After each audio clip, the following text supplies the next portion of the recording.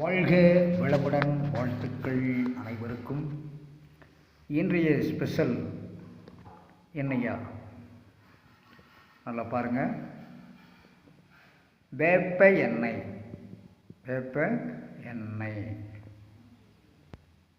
இந்த வேப்பெண்ணெய் என்னையா பண்ணோம், எதுக்காகயா? இன்னைக்கு நிறைய பேருக்கு சுகர் சுகர் சுகர் சுகர் அதாவது சர்க்கரை நோய். சர்க்கரை எனக்கு அதிகமாக போயிடுச்சு அல்லது எனக்கு கம்மியாக போயிருக்கு அப்படிங்கிற ஒரே கேள்விகள் தான் நாடு முழுக்க. அந்த சர்க்கரையை குறைக்கத்தான் இந்த மருந்து நீங்கள் பார்த்துக்கிட்டு இருக்கிறீங்க. இதை எப்படி சாப்பிடணும் அப்படிங்கிறதையும் காட்டுறேன், தெளிவாக பாருங்கள்.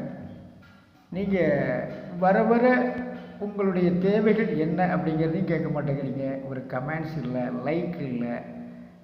பரவாயில்ல, இது எல்லோரும் பாருங்கள் அப்படின்னு நான் கட்டாயப்படுத்தலை. விருப்பப்படுறவங்க பாருங்கள், விருப்பம் இல்லாதவங்களை பற்றி நான் கவலைப்படுறதே கிடையாது. காரணம் என்னென்னா, பார்த்தீங்களா, நான் எப்படி இருக்கணும் அப்படித்தான் இந்த ஜனங்க இருக்கணும் அப்படிங்கிற ஒரு நல்ல எண்ணம் அதில் தான். நீங்கள் ஆயிரங்கள் லட்சங்கள் சம்பாதிச்சு செலவு பண்ணுறது உங்களுக்கு சந்தோஷமாக இருக்கலாம், ஆனால் எனக்கு அது கஷ்டமாக இருக்கு.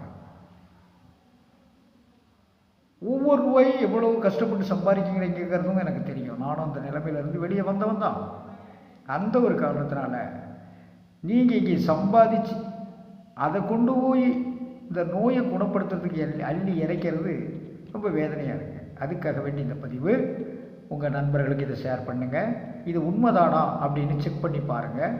இதை தொடர்ந்து, அதாவது இப்போ நான் வச்சுருக்கிற அந்த கிளாஸில் பச்சை தண்ணி சும்மா ஒரு 100 ml இந்த எண்ணெயில், வேப்ப எண்ணெயில் ஒரு 3 துள்ளி, 100 ml தண்ணிக்கு 3 துள்ளி, 3 சொட்டு அதை மட்டுமே போட்டு நீங்கள் வெறும் வயிற்றில் சாப்பிட்டு ஒரு மாதம் செக் பண்ணுங்கள்.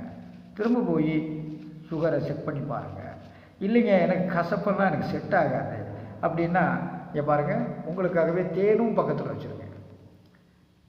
இந்த 3 துள்ளி வேப்பண்ணி எடுக்கும் பொழுது இந்த தேன் 3 துள்ளி எடுத்துக்கோங்க. என்ன சார், சக்கரை வியாதிக்காரன் தேன் சாப்பிடக்கூடாதுங்கிறாங்க. எவன் சொன்னான்? நீ சாப்பிட்டு வாயா, தொடர்ந்து ஒரு 3 மாதம் சாப்பிட்டு வாயா. 3 மாதம் கூட வேண்டாம், ஒரு மாதமாவது சாப்பிட்டு என்கிட்ட வா.